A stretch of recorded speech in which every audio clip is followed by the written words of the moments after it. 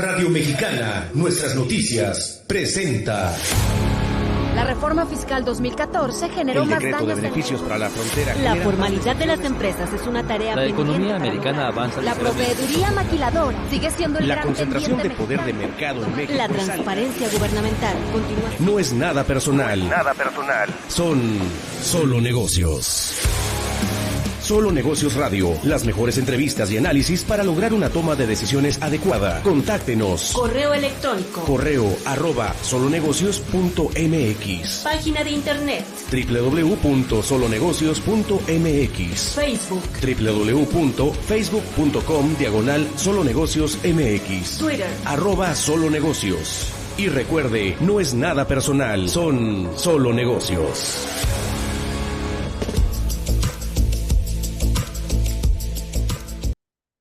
Hola, ¿cómo está? Mi nombre es Alejandro Sandoval, esto es Solo Negocios Radio, transmitiendo a través del 1300 de amplitud modulada, al igual que por internet en Radio Mexicana, nuestras noticias AM 1300 en Facebook, en el fanpage de Facebook, y por supuesto en Solo Negocios MX y solo.negocios.radio, también en Facebook para nosotros. Y bueno, pues el día de hoy platicamos sobre gobierno corporativo y diversos temas relevantes, pero al final del programa tenemos una entrevista donde daremos pie también a escuchar a voces expertas de los temas. En esta ocasión empezamos con un artículo del Harvard Business Review llamado Cuando de repente estás manejando a más personas y sintiéndote enterrado. Tema de liderazgo, cuestiones organizacionales y sobre todo, pues de administrar personal que después de una empresa que haya dejado ir personal y de repente vuelve a contratar, o paralelamente tiene el contexto de una empresa que está empezando y que crece rápidamente. Y bueno, pues, ¿qué dice el artículo? Este es formulado por Jenny Fernández, consultora de liderazgo corporativo y coach ejecutiva y miembro de la Facultad de la Universidad de Columbia y New York University, así como Catherine Landis, coach ejecutiva y oradora de la Universidad de Nueva York. El documento aborda el desafío de la avalancha de liderazgo, que ocurre cuando los cambios organizacionales como las jerarquías aplanadas y la eliminación de la gerencia intermedia dan como resultado que los líderes de alto nivel de repente sean responsables de equipos más grandes.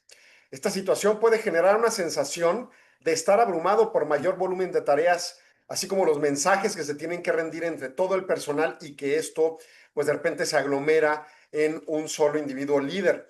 También las reuniones individuales, cuando son muchas, pues obviamente traen implicaciones. El artículo ofrece 5 estrategias para ayudar a los líderes a navegar el desafío con una postura reactiva y un enfoque intencional. La primera estrategia se centra en crear y comunicar protocolos de equipo claros. Cuando los miembros de equipo comprenden los métodos de comunicación y tiempos de respuesta esperados, se puede reducir el flujo constante de mensajes y correos electrónicos, lo cual libera el tiempo del gerente. Vamos a ver la semana 5 temas urgentes frente a temas importantes. Luego, en otra sesión, habrá ciertos temas relevantes. La segunda estrategia implica reevaluar y optimizar cómo se gasta el tiempo. Esto incluye delegar tareas que no requieren una participación directa e identificar áreas donde se puede aprovechar la experiencia de los miembros del equipo, sobre todo cuando en una empresa se tienen identificados tareas repetitivas que están estandarizadas bajo procedimientos e incluso hasta certificaciones. Hay cosas que no requieren una revisión constante y entonces esas se pueden delegar y se pueden sustraer del vínculo de comunicación con los líderes.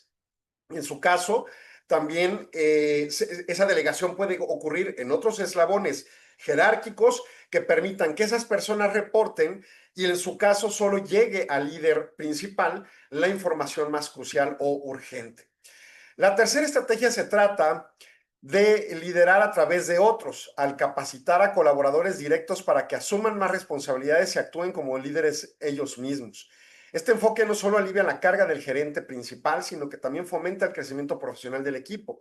El empoderamiento es crucial, sin embargo, tiene que ir acompañado de procedimientos constatables, pues de comprobación empírica al menos, si no documentada, certificada de capacitación y adiestramiento, de experiencia y en su caso de que estén eslabonados de una manera procedimentalmente clara cada una de las tareas, de manera que sea más sencillo delegarlas.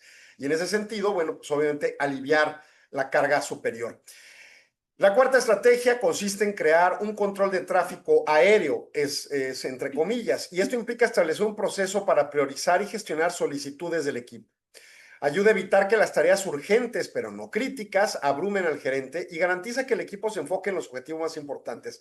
Vamos, en principio es de nuevo, reconocer y conocer perfectamente todos los procedimientos y circunstancias de la empresa, de tal manera que se permita clasificar entre temas críticos, temas urgentes, temas importantes, temas no importantes, temas ordinarios. Y entonces, si bien todo es revisable y deberá tener sus tiempos correspondientes de revisión interna o auditoría interna y eventualmente sujetarlo a las auditorías externas y a las supervisiones del Consejo de Administración y demás, lo cierto es que tener un reconocimiento claro de todas las operaciones para clasificarlas y ante ello disminuir cargas innecesarias en la parte de la cúspide es fundamental.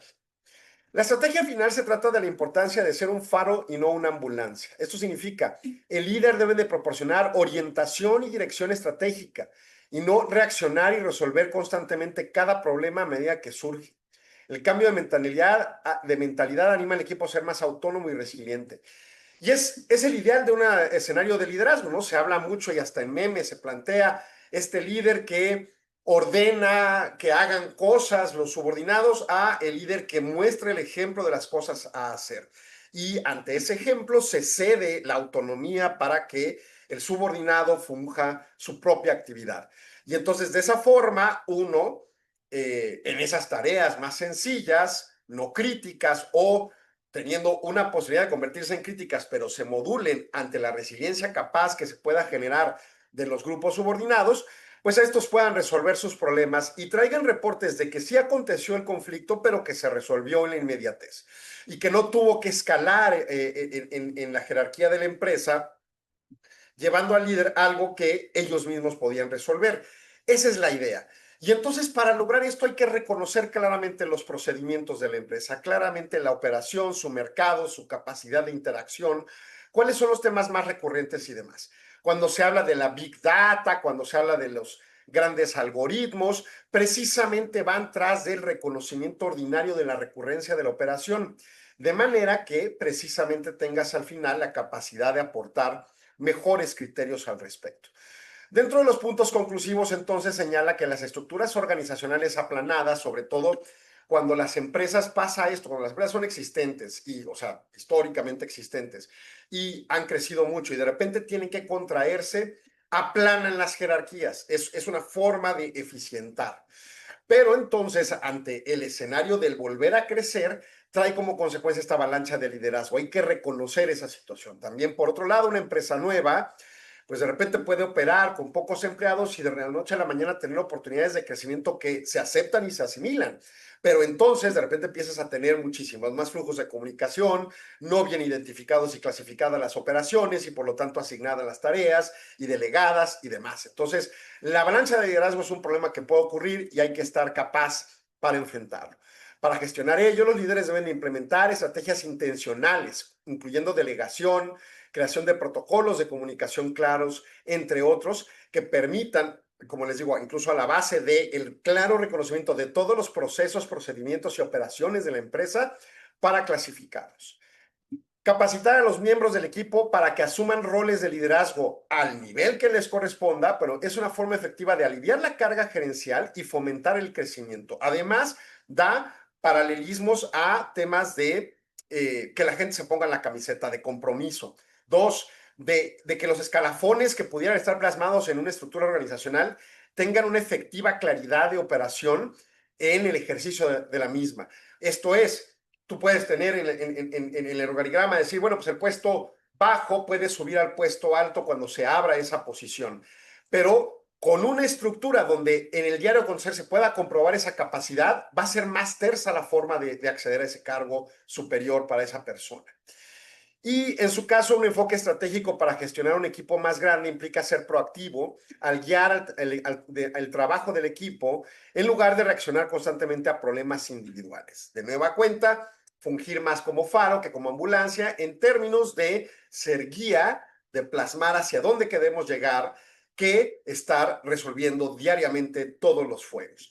Y es que de nueva cuenta, el liderazgo es pues una tarea que sí, cada vez más está construida en la perspectiva pedagógica para una forma de enseñanza, pero la gran mayoría de los liderazgos se han construido empíricamente. Y entonces, pues yo creo que estos artículos precisamente devienen tanto de esas mejores prácticas que quizás hasta académicamente tengan comprobación, como de las empíricamente validadas que traen como implicación recomendar, sobre todo ante acontecimientos determinados, como puede ser precisamente un crecimiento inesperado de la operación de la empresa, pues lo correspondiente. En ese sentido, pues la estructura, por ejemplo, desde una óptica de gobierno corporativo del Consejo de Administración, daría pauta para que se empodere a la alta gerencia a construir estos mecanismos y ante esa construcción regularlos y tener mecanismos de comprobación. Y entonces así las cosas, un comité de auditoría eventualmente podría revisar cómo están fungiendo estos mecanismos, pero además paralelamente cómo evolucionan y girar recomendaciones, pero finalmente has delegado como Consejo de Administración y dentro de tu planeación estratégica formas de liderazgo más efectivas para efectos de lograr precisamente resultados más asertivos. Y en el caso concreto, ante los advenimientos de contracción o aumento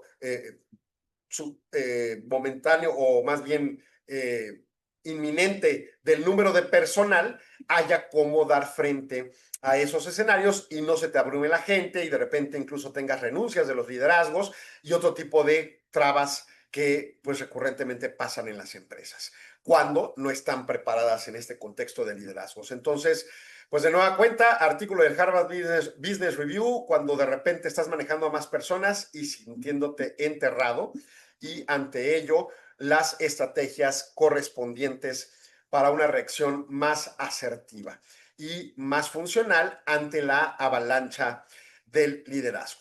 Bueno, yo voy a corte, regreso en segundos, no se vaya, siga en Solo Negocios. Regresamos, no se vaya. Continúe en Radio Mexicana 1300 AM con Solo Negocios Radio. 53ª Convención Internacional IMEF, CIEFO 360. El futuro de las finanzas y el liderazgo.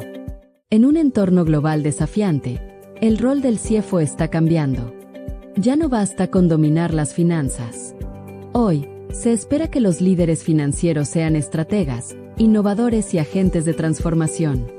La Convención Internacional IMEF 2025 será el espacio donde se reúnen quienes están definiendo el futuro de las finanzas en México y el mundo. Abordaremos cómo los CIEFO enfrentan un contexto de disrupción tecnológica, incertidumbre geopolítica y presión por la sostenibilidad. Hablaremos de inteligencia artificial, automatización, modelos de gobernanza resilientes y liderazgo con visión 360. Todo en un escenario incomparable, Los Cabos, donde la reflexión estratégica se combina con la inspiración del entorno. No puedes faltar. Quiero, merezco, necesito estar ahí. Nos vemos del 19 al 21 de noviembre en la convención IMEF, CIEFO 360. Regístrate ya en convención.imef.org.mx. Los Cabos te espera. El futuro también. Continuamos en Solo Negocios Radio.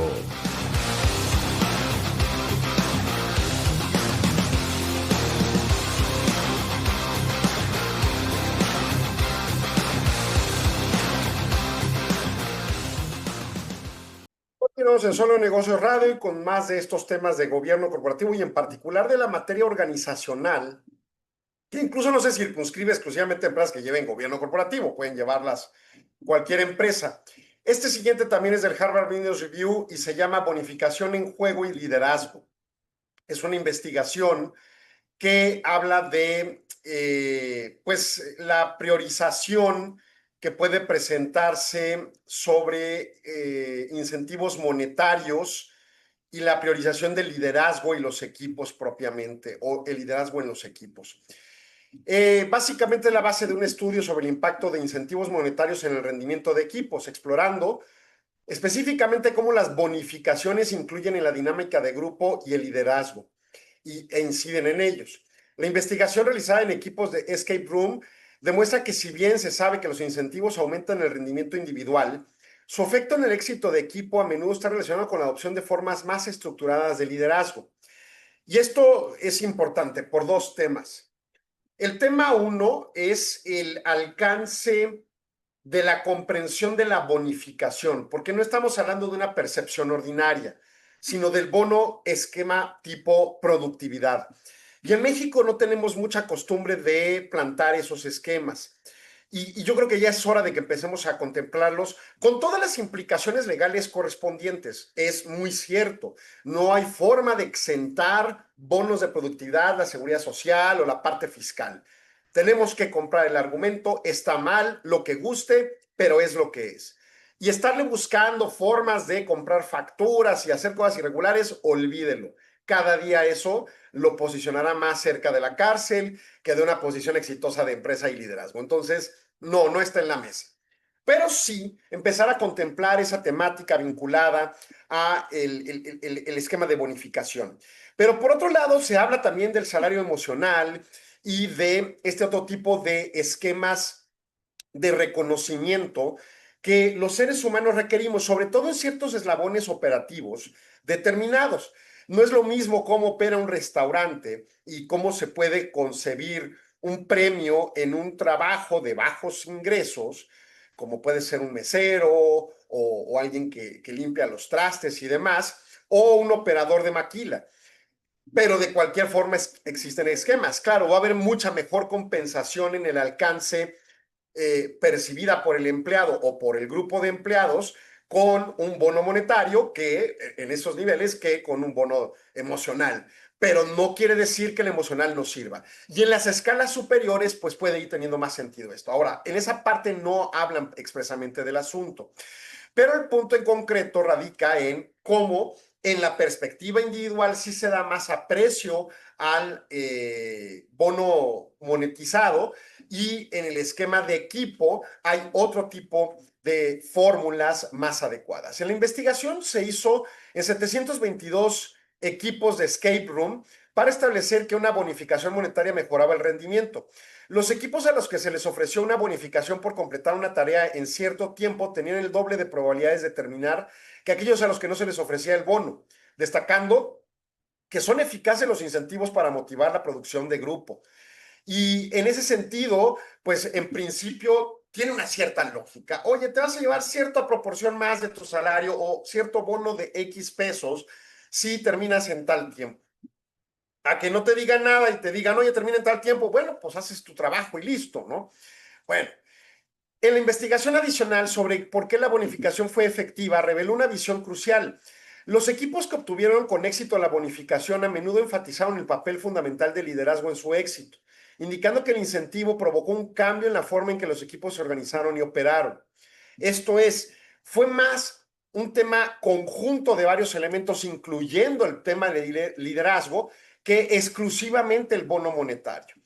Para validarlo, se realizó un experimento de seguimiento con 9 equipos y se encontró que los equipos a los que se les pidió que seleccionaran un líder formal tenían 38% más probabilidades de terminar con éxito la sala de escape en comparación con aquellos que no se les dio la indicación y que trabajaron ciertamente en conjunto, en cierta fórmula, organizados, pero sin una declaración formal de liderazgo. Y entonces destaca que la estructura formalizada impulsa al trabajo en equipo. Y entonces esto implica, pues, alicientes extraordinarios en los departamentos organizacionales y en la estructura de planeación de la empresa para que los procesos de operación, del tipo que sean, se trabajen con formalizaciones adecuadas. Y las formalizaciones, para bien o para mal, requieren reglas del juego. Sean escritas, ideal, o sean inferidas o, pues al menos reglas no escritas, pero bien claras entre todos los participantes.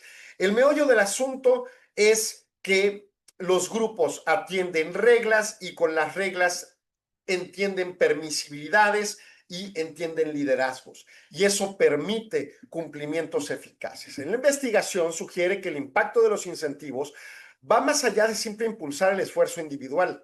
Más bien, parecen proporcionar un ímpetu para que los equipos prioricen y adopten estructuras de liderazgo más efectivas, lo que a su vez conduce a un mejor rendimiento y resultados. Ahora bien, tenemos un punto clave. No se les asignó un líder formal, se les dio la facultad para que lo eligieran. Y entonces eso da pauta para un criterio, pues todavía de un paso extra, en concebir también que la toma de decisiones individual, colectivizada, pues porque es un escenario democrático en donde decidan ustedes equipo, impulsa todavía más que concebir, oye, llegaron y te pusieron al jefe, punto, ¿no? Y no estoy hablando que en una línea de producción, pensemos en Maquila, le digas a los empleados que elijan al líder y punto. Pudiera ser, pero hay que profundizar en la investigación y en la implementación al caso concreto de mi operación y del área y equipo de trabajo que requiero impulsar. Puede haber operaciones que no requieran tanto tema de trabajo en equipo. Hay muchas operaciones que el trabajo quizá es mucho más lineal, individual. Entonces, también hay que reconocer ello. Y a esos tipos de operaciones podríamos escudriñarles otro tipo de incentivos, incluso quizá monetarios igual o emocionales, pero ciertamente con una fórmula diversa de la operación y el liderazgo. Quizás un liderazgo más indirecto, en donde no están encima de ti, pero ciertamente cada quien como una cierta forma autónoma tiene alguna interacción. El punto es que hay que, uno, reconocer lo que arroja los resultados de este tipo de estudios, pero dos, más importante, cómo tiene viabilidad o no de implementarse a mi tipo de operación. Y, por supuesto, cuestionar a nuestro tipo de operación si es la fórmula adecuada para que opere de esa forma. Muchas veces me topo empresas en las que pues ellos dicen, es que siempre se ha operado así en estos mercados. Yo trabajaba en tal empresa que hoy en día es competidora y así se trabajaba. Y fulanito también en otra empresa que es competidora y así se trabajaba. Y por lo tanto, así se trabaja. Bueno, cuestionemos si es factible encontrar diferentes tipos y esquemas correspondientes para operar y entonces implementar estos criterios. ¿Cuáles son los puntos conclusivos de la investigación? Los incentivos monetarios no solo aumentan el esfuerzo individual, sino también actúan como catalizadores para que los equipos prioricen y adopten liderazgos. Y esto es, converjan tras el interés individual de obtener el bono en decisiones de priorización, en donde quizá incluso entre ellos se reconozcan como miembros del equipo quién es más capaz de qué cosas dentro del proceso que corresponda de las tareas, y en su caso que puedan decidir el liderazgo si acaso es competente al caso concreto. Dos, una estructura de liderazgo formal, ya sea impulsada por un incentivo externo o no, es un factor clave para mejorar el rendimiento de equipo. Y entonces la formalidad tiene sentido. Y de nuevo suena, ahí vamos a regular y a poner reglamentos y demás. Bueno, si no se convierten en estas cuerpos normativos exuberantes y sobrereguladores y que ralentizan en lugar de eficientar, pues entonces tiene sentido que sí los pongamos, porque luego, o sea, si son las cosas negativas, pues no tiene ni lógica, ¿no? Pensarlo. Pero si sabemos construir mecanismos normalizadores o reguladores funcionales, eficientes y eficaces que no provoquen repetición de actividades y demás, entonces puede tener sentido esta estructura formal. Los equipos que logran con éxito la bonificación atribuyendo su éxito a un liderazgo efectivo, lo que destaca la importancia en el rendimiento del grupo. Y finalmente, los hallazgos indican que los incentivos pueden conducir a un cambio positivo en la dinámica del equipo, fomentando la formación de roles de liderazgo estructurado. Y entonces, pues hay resultados del estudio con un modelo, también en una cultura, esto se hizo en Alemania, tiene ciertas vicisitudes que habría que analizar si tienen capacidades de ser tropicalizadas en nuestra región, pero con lo cual pueda darnos pauta a comprender que estos mecanismos de incentivos, y de nuevo, insisto, como al principio, no necesariamente monetarios, puedan aportar elementos para incentivar el logro de los resultados que obviamente la empresa espera en ese proceso productivo específico. Y entonces, formalización, liderazgo, decisión, autodeterminación en los grupos en cierto alcance, contando con la temática del primer segmento, pues reconociendo toda la operación, sabiendo clasificar qué cosas son delegables, qué cosas no son delegables, etcétera. Y entonces de esa forma, pues vas provocando una proclividad más sólida al liderazgo y sobre todo a la productividad tan importante para la operación de las empresas. Bueno, voy a corte, regreso en segundos, no se vaya, sigan Solo Negocios.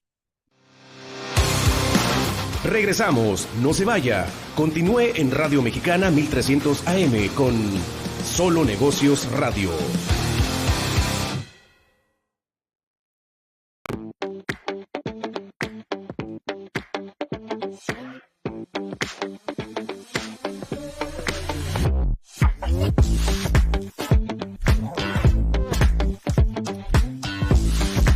Nuestro trabajo consistió en un análisis geoespacial para identificar los niveles de inclusión financiera a nivel municipal en todo el país.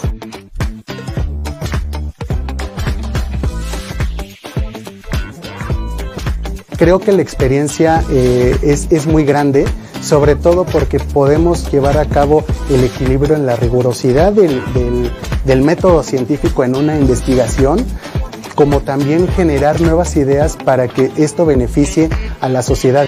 El participar en este tipo de premios me ha acercado un poquito más a la comunidad de investigación, también saber las necesidades también por el ámbito empresarial y también el gubernamental, es decir, que la investigación tenga también resultados que ayuden a estos sectores para poder tomar decisiones.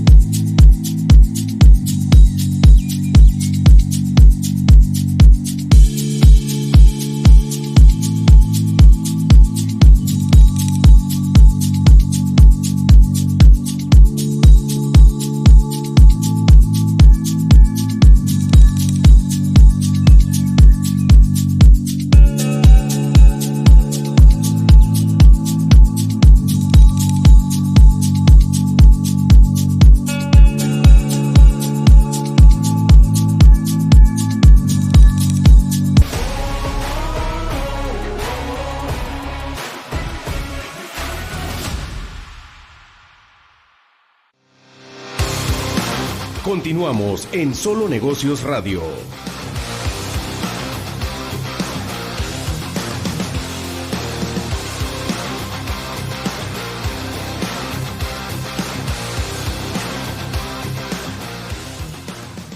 Continuamos en Solo Negocios Radio y seguimos con estos artículos ahora en la temática organizacional y en el contexto de gobierno corporativo.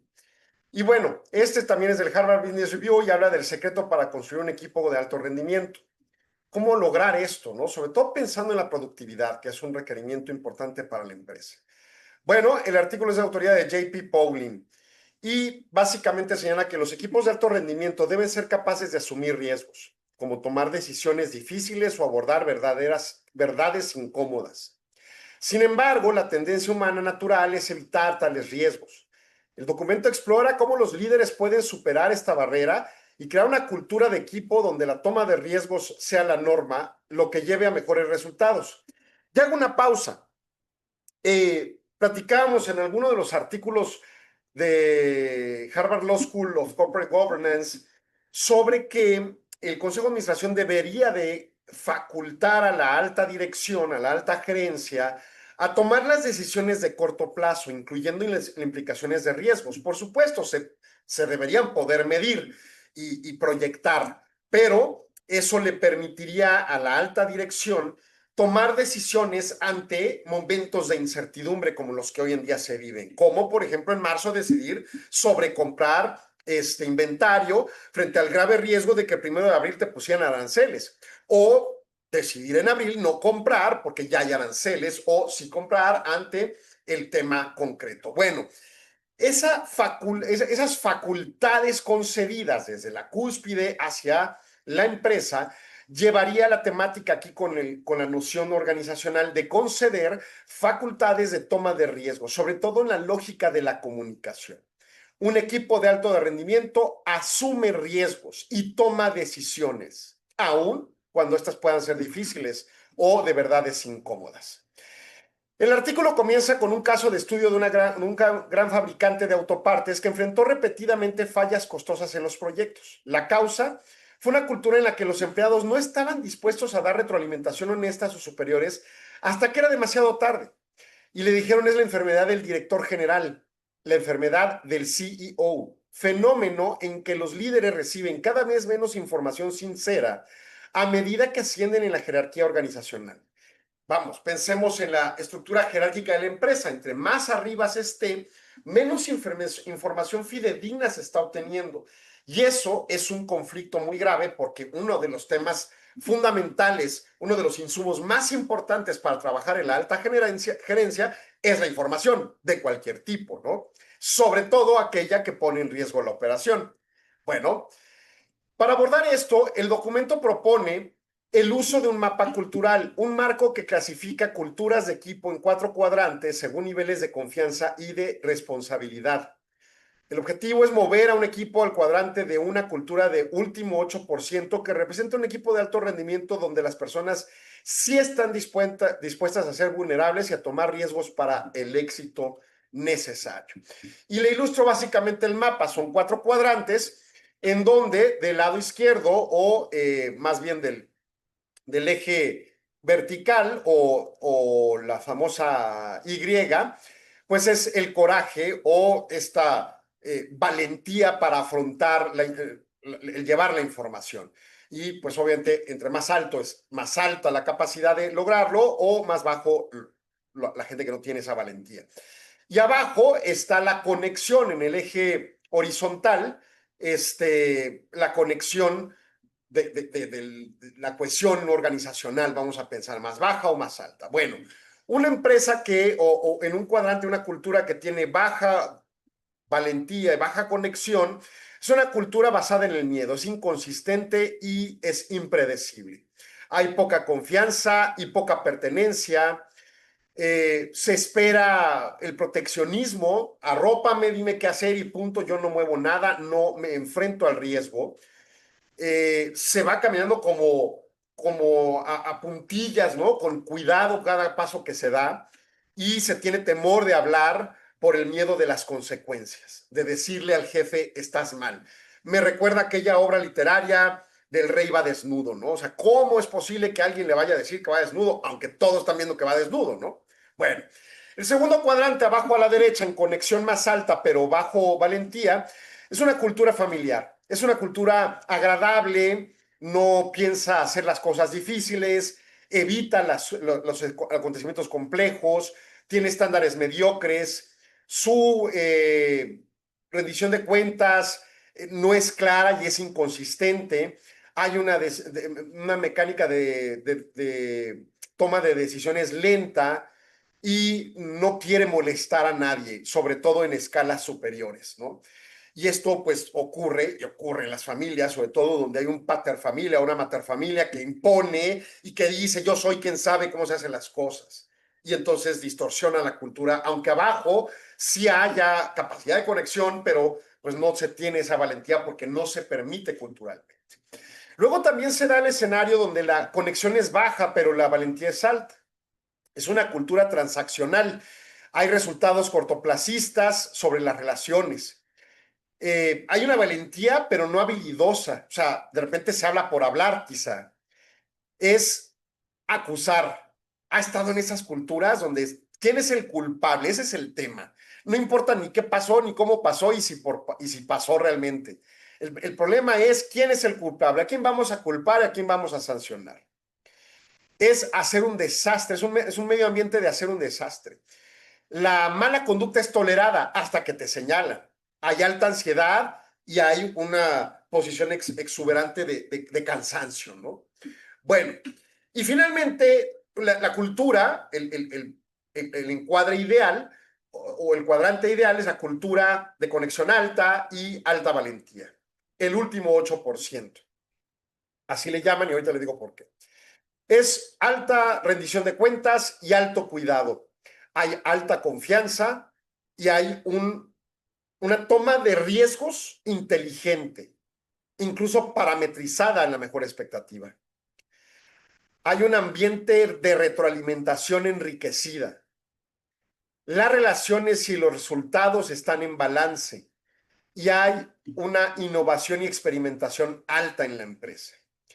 Le dicen la cultura de 8% porque se hace un estudio a partir de este caso específico en el que se encuestó a 34,000 personas que vieron una serie de riesgos y desde hacer decisiones difíciles, así como verdades incómodas y mantener los temas más delicados de conversación y obviamente, bueno, pues cómo la gente toma la asimilación al riesgo. En las conversaciones, por ejemplo, la gente tendía a dejar fuera un 8% de lo que querían decir. Estaban conformes con el 92%, pero cuando les proponían hablar de los temas de más retos, así como que, o de más potencial consecuencia, como que no quiero hablar de eso, ¿no? Y entonces quienes sí lo toman, pues es el 8%, ese es el planteamiento de por qué ese diferencial se llama así, ¿no? El documento sugiere un protocolo que se ha creado para que los líderes inicien conversaciones sobre la cultura del equipo, cómo llevarlos al cuarto cuadrante, ¿no? Esto implica ser vulnerable y transparente, saberse cuál es tu vulnerabilidad, pero también ser transparente en el estado actual del equipo y compartir las historias personales para generar la confianza. Los líderes deben preguntar a su equipo dónde creen que se ubican en el mapa cultural hoy y qué pasos hay que llevar para llegar al cuarto cuadrante.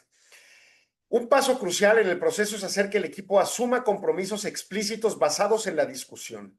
Esos compromisos son vitales, ya que sirven como guía durante los momentos difíciles en los que sería más fácil que las personas vuelvan a viejos comportamientos y evitar asumir los riesgos.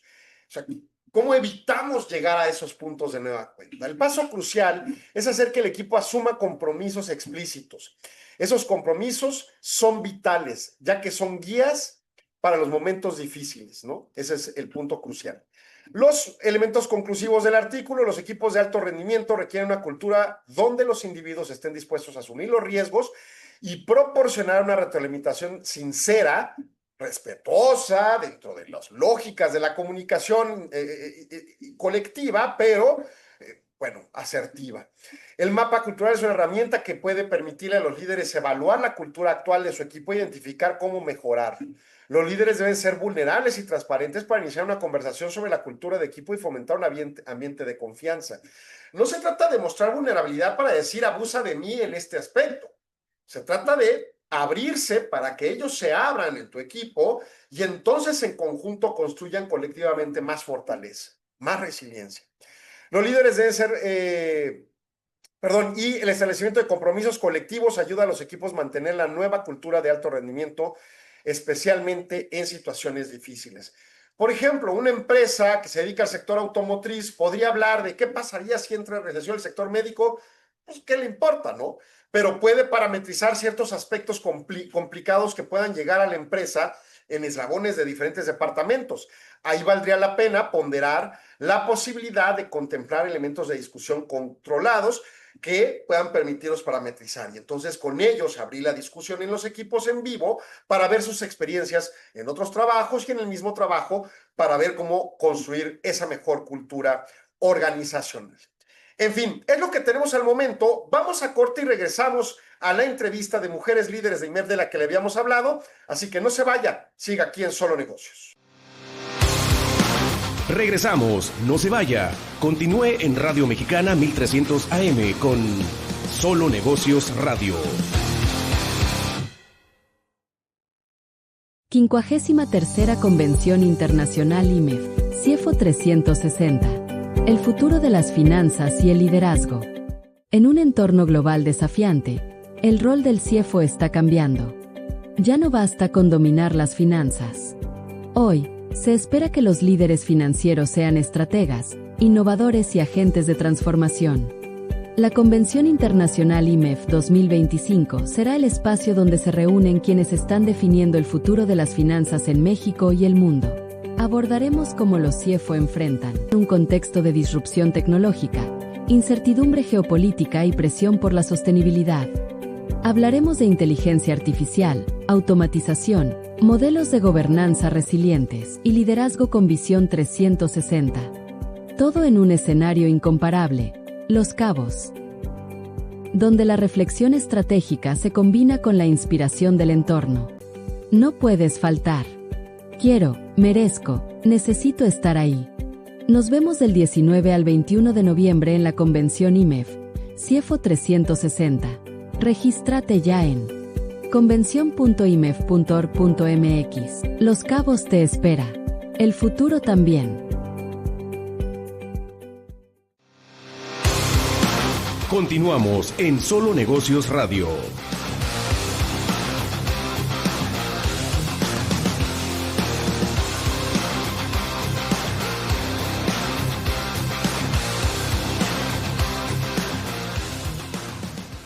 Lectura de la nota legal. Las opiniones vertidas por los participantes en esta entrevista son a título estrictamente personal y no representan una opinión formal u oficial del Instituto Mexicano de Ejecutivos de Finanzas, AC, IMEF. Muy bien, continuamos aquí en Solo Negocios Radio y en esta ocasión hacemos un enlace con la maestra Mitzi Gómez Morales, quien es la presidenta de la Comisión Nacional de Certificación y Desarrollo Profesional del IMEF, así como vicepresidenta del Programa de Mujeres Líderes de dicho organismo. Y en esta ocasión, Mitzi, vamos a platicar sobre liderazgo consciente en las organizaciones. Y bueno, pues dentro del programa, ocasionalmente también tocamos los temas organizacionales, sobre todo desde la perspectiva del liderazgo empresarial. Y en este caso, bueno, nos traes este tema a la mesa. Entonces, primero que nada, bienvenida y gracias por la oportunidad para platicar de este tópico contigo. Muchas gracias a ti, Alejandro. Un gusto estar por acá. Y bueno, liderazgo consciente en las organizaciones. Bueno, conocemos la idea de liderazgo y obviamente hablamos normalmente de las organizaciones, pero este calificativo, adjetivo de consciente, ¿cómo es implementado y qué mejor práctica puede traer a la mesa para un desarrollo organizacional más sólido?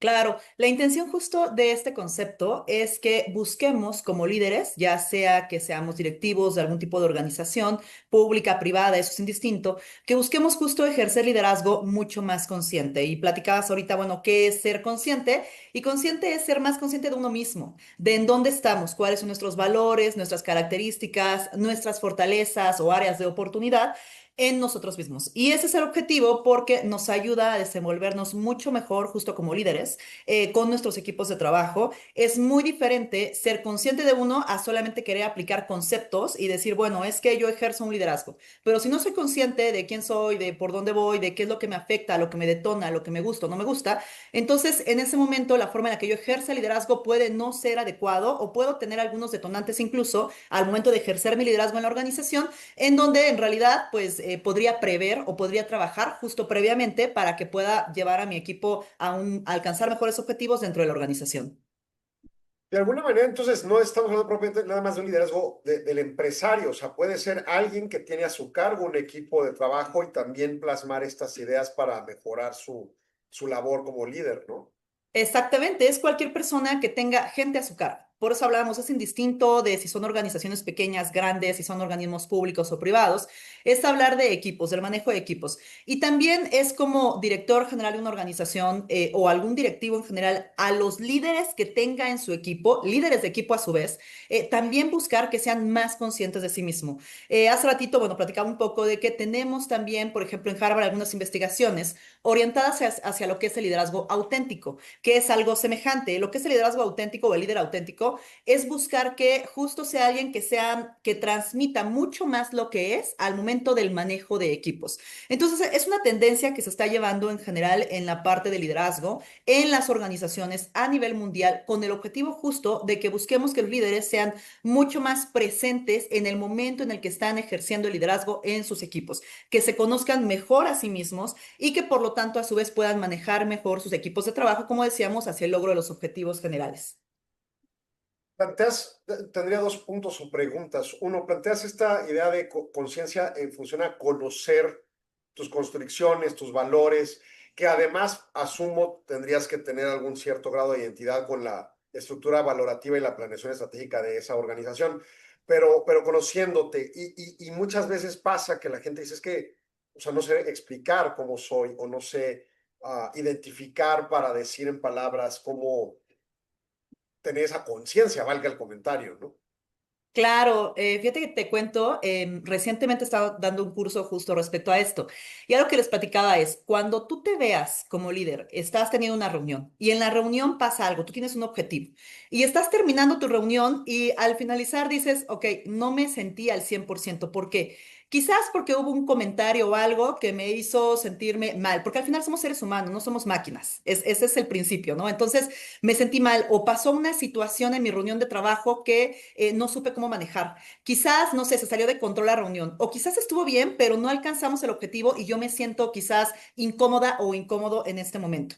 Ese tipo de situaciones son solamente algunos ejemplos y lo que les comentaba justo en ese curso es lo que te transmito ahorita, es que, ok, cuando salgo, primero es la inteligencia emocional, no vamos a ser reactivos. Yo me voy, digamos, y contaré a mi casa, termino la reunión, termino la actividad que esté llevando y mi tarea es qué pasó hoy conmigo. Esa es la parte de conocernos a nosotros mismos. Si yo me logro conocer y digo, ok, lo que pasa es que no me gustó no sentir quizás que validaron un comentario, o quizás no me gustó sentir que la otra persona no me estaba prestando atención, o en general ninguna persona de la reunión, o no me sentí escuchada o escuchado. Todos estos aspectos nos hablan de nosotros mismos. Y muy probablemente como líderes ya hayamos conocido esta parte de nosotros o tal vez no. Y esa parte de conocerse a uno mismo se da realmente todos los días. Entonces, ¿cómo me conozco? Observándome. Esto es aprender a separar lo que es la mente de lo que es la persona. Nosotros no somos la mente, vámonos desde ahí. Entonces, la mente generalmente nos va a decir estos cuentos de, es que estás bien, estás mal o lo estás haciendo mal por este lado. Y es darnos cuenta que esa es otra parte de nosotros y entonces nosotros somos el observador justo de esa mente. Entonces, cuando aprendemos a observarnos más a nosotros en nuestras acciones, en nuestras respuestas, en el cómo nos sentimos, eso es ser conscientes. Aprendo a observarme y a ver qué me mueve, qué me detona, qué me impulsa, qué me motiva. Y si yo sé a mí qué me motiva, por ejemplo, puedo entonces transmitir mucho mejor en ese espacio hacia mis equipos de trabajo. Entonces, como tú dices, a veces es como, oye, yo no me conozco o no sé describirme. ¿Cómo empezamos todos los días? No necesitas algo como muy particular. ¿Qué necesitamos? Poner atención a cómo me estoy sintiendo. Yo hago mi recapitulación del día, como lo decía hace ratito. ¿Fue una reunión de trabajo? Ok, ¿qué pasó? ¿Cómo me sentí? ¿Qué me movió? ¿Qué me faltó? Esa es la autoobservación y esa es la conciencia de uno mismo. Y entonces llegas y concilias esos puntos, te concientizas y ahora hay que trabajar en permear esas oferta valorativa en tu proceso de liderazgo. Ese sería el planteamiento. Exactamente. Ahora bien, bueno, ¿qué puedo hacer diferente? ¿Qué necesito quizás trabajar en mí misma o en mí mismo? Nosotros, yo creo que eso es parte de todos, ¿no? Por ejemplo, sabemos a lo mejor qué es lo que nos molesta o qué es lo que nos gusta. Y sea lo que históricamente nos moleste, nos detone, como le llamamos, que nos triggeré, por decirlo en un término como más coloquial, cuando nosotros descubrimos eso, es como podemos decir, ok, bueno, ¿qué necesito hacer diferente? Entonces, mi siguiente paso es cómo lo trabajo a mí mismo.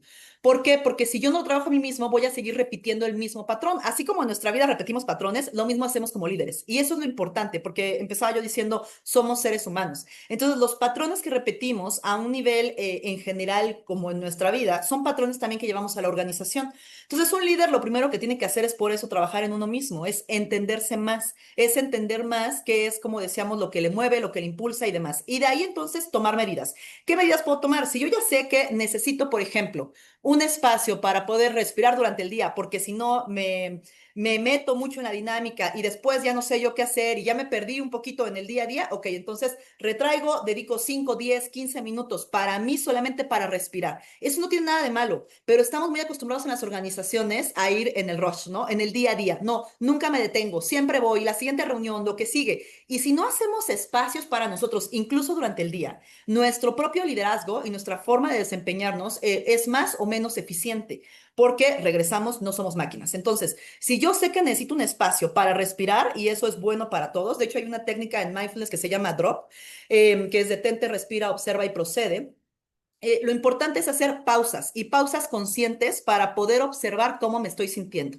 No estamos diciendo que todo el día estamos en eso, no. Pero si ya tuvimos ahí nuestras 3, 4 horas de trabajo o no sé, dependiendo de cada uno de nosotros, bueno, ok, hago 10 minutos. ¿A quién le va a afectar esos 10 minutos? A nadie. Nos va a beneficiar a nosotros y si nosotros estamos bien, podemos llevar también en otros términos a nuestra organización. Así es que 10 minutos de pausa respiro, esto es lo que necesito y ver cómo estoy, cómo me estoy sintiendo, en dónde estoy. Ok, retomo. ¿Cómo retomo? Quizás necesito, como decíamos, un espacio, necesito abordarlo desde otro lugar. ¿Qué tengo que hacer? Entonces es hacer más pausas para podernos observar y conocer mejor durante el día, pero también al término del día hago una observación consciente de mí misma o de mí mismo.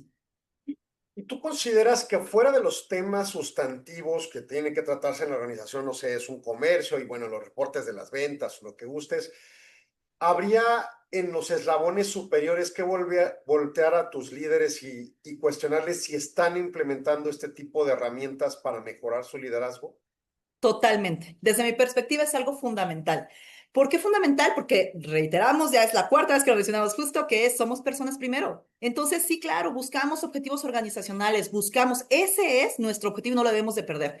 Pero si nosotros no estamos haciendo pausas para ver, es lo mismo que pasa en la organización. Tú te pusiste una métrica, digo, al final yo hago planeaciones estratégicas. Llegamos, nos ponemos una métrica. ¿Y qué hacemos en la planeación estratégica? Nos detenemos a ver con indicadores previos para poder dentro de cierto periodo ver cómo vamos. Entonces hacemos las pausas en la organización necesarias para poder revisar, pero no tendemos a hacerlo en las personas.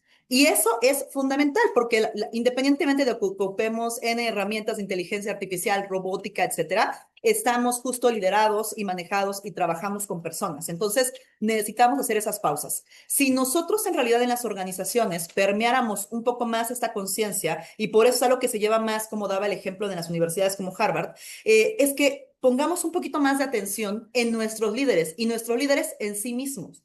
Algo que siempre les he platicado en las organizaciones diversas con las que trabajamos es que si tú en una organización estás dando, por ejemplo, una capacitación y das tu capacitación justo para poder transformar en tu organización, pero es una capacitación en la cual entras, das un curso tal cual y entonces la gente regresa y se mete en la dinámica. Y aquí digo, no me voy a meter mucho en la parte teórica, pero existe algo que se llama la teoría sistémica de la organización, es una teoría con bases científicas. Entonces, el sistema opera de cierta manera, el sistema siempre nos va a atrapar, estamos rodeados de sistemas, el sistema organizacional, el sistema del equipo de trabajo, todos son sistemas. Entonces, si nosotros vamos, salimos y tomamos una capacitación y la organización no encuentra los elementos necesarios para sostener lo aprendido, eso entonces el momento en el que la persona ingrese al sistema nuevamente, el sistema va a atrapar de nuevo en las dinámicas. Por eso es que en lo sostenido es donde está la conciencia de uno mismo. Nadie te puede obligar a ser consciente. Por eso es importante este tipo, por ejemplo, de pláticas en donde, ok, bueno, sí es cierto, si yo me voy a meter al sistema, ya sé que por teoría sistémica, esto va a pasar, el sistema me va a atrapar, entonces, ¿cómo le hago para salirme tantito y hacer una pausa? Bueno, una pausa puede ser estos 5 minutos, 10 minutos que me voy a tomar para respirar y revisar cómo estoy. Y si tuve un detonante que pasé una reunión y entonces sentí como que algo me movió, pues entonces, ok, ¿qué pasó? ¿Cómo fue? O, por ejemplo, me siento desmotivado, desmotivado. Digo, como personas no podemos estar al 100% siempre, eso es normal. Pero si hay algo que me estoy dando cuenta de que ya es una tendencia, me estoy sintiendo desmotivado, desmotivado, hago una pausa con conciencia. ¿Qué es lo que está pasando aquí? ¿Por qué quizás, y eso es parte de la, como les digo, la brutal honestidad con uno mismo, a lo mejor quizás ya no estoy queriendo hacer mi trabajo de la misma forma? Y esa verdad no estamos acostumbrados a decírsela al otro, lo cual está bien, pero lo peor de todo es que no estamos acostumbrados a decírnoslo a nosotros mismos, que es, ok, la verdad ya no me gusta lo que hago, o sí me gusta. Eso es el tema de hacer las pausas, ¿no? Y las pausas con esa conciencia y con esa honestidad absoluta con nosotros mismos. Y de ahí entonces puedo decir, quizás sí, sí me siento bien o quizás no me siento bien, pero lo que está pasando es, y pongo cuál es ese apellido, ¿dónde está? ¿Soy yo? ¿Es algo que está pasando? ¿Es algo que le pueda pedir al otro? ¿Es algo que le pueda pedir a mi organización? Ya vienen las acciones, pero primero es la conciencia. Después de la conciencia, con esa honestidad, vienen las acciones que yo tengo que tomar. Mitzi, se nos acabó el tiempo, íbamos a hacer una conclusión, pero lo haremos en otra ocasión. Pero de cualquier forma, te agradezco mucho el espacio, muy interesantes conceptos. Y bueno, pues es Mitzi Gómez Morales, quien es la presidenta de la Comisión Nacional de Certificación y Desarrollo Profesional de IMEF y vicepresidenta del Programa de Mujeres Líderes. Muchas gracias. Muchas gracias a ti. Y bueno, pues nosotros nos despedimos, nos escuchamos mañana en punto de las 4 de la tarde. Pásenla excelente. Hasta luego. Agradecemos su atención. Nos escuchamos de lunes a viernes de 4 a 5 p.m. a través de Radio Mexicana 1300 AM. Contáctenos. Correo electrónico. correo@solonegocios.mx. Página de internet. www.solonegocios.mx. Facebook. www.facebook.com/solonegociosmx. Twitter. @solonegocios. Y recuerde, no es nada personal, son solo negocios. Radio Mexicana, nuestras noticias, presentó.